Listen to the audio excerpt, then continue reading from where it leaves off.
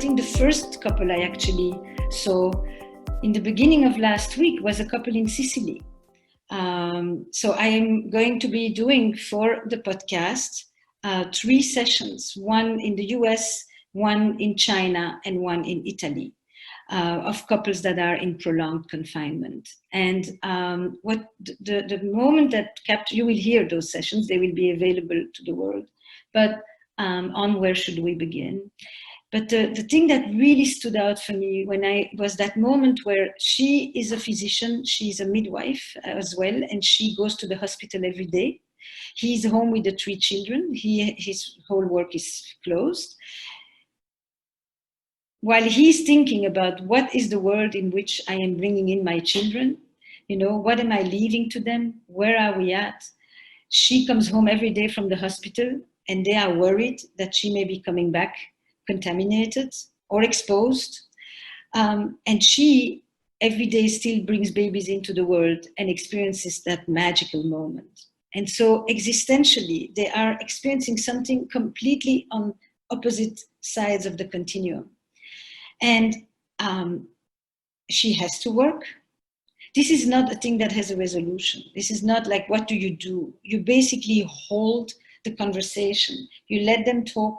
You let them laugh, you let them cry, you let them talk to each other and feel that the other person gets it, like we do in couples work. This is not a new way of working. It's that the subject matter is slightly different. And you put it in the broader context.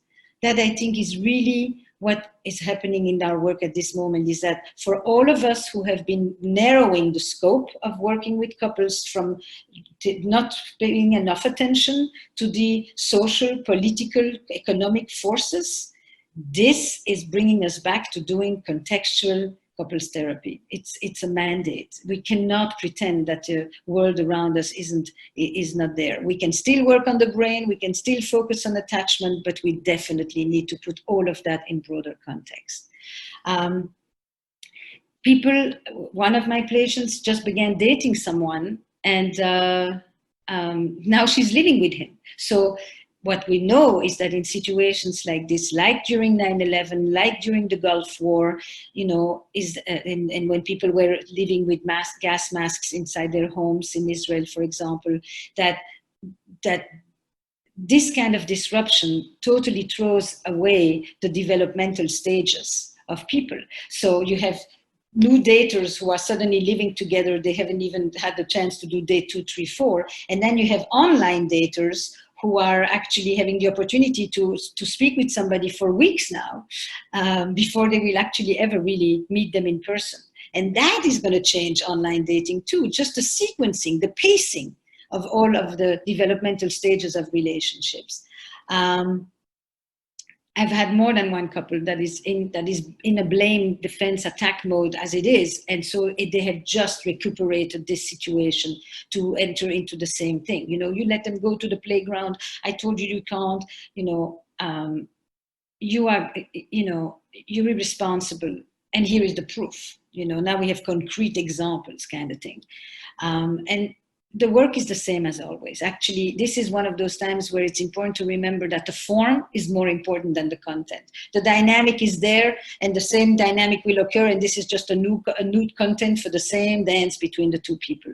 So we don't have to reinvent the wheel here, The couple in China that I'm going to be working with, they are apart. They don't know when they will see each other again. They are about to be married.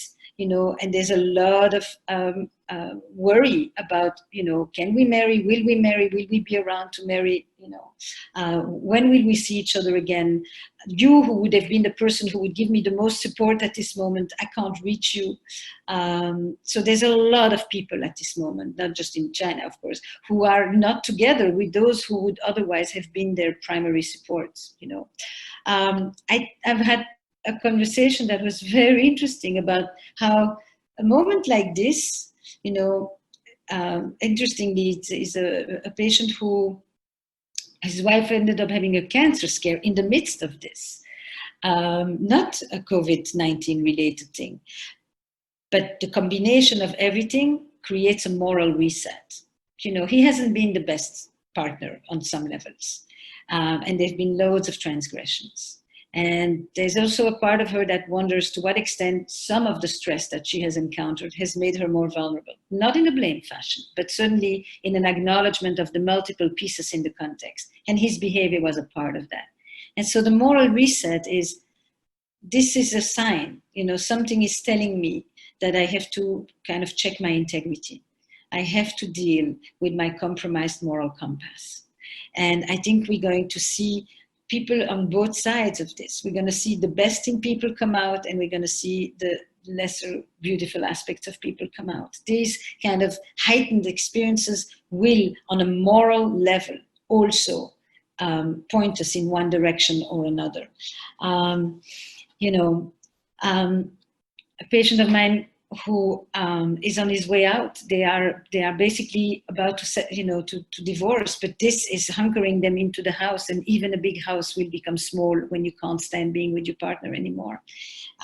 So you have the people at the beginning and the people at the end of relationships, and how this is magnifying their experience. And as a whole, by the way, the research on disaster and families in disaster has always spoken about how those, what happens in a moment like this is that the heightened stress intensifies decision-making. It accelerates everything.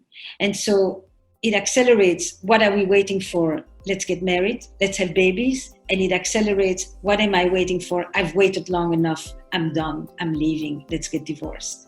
And we will see that, as happened in the research that was done after Hurricane Hugo, these two poles are often present, the beginnings and the endings.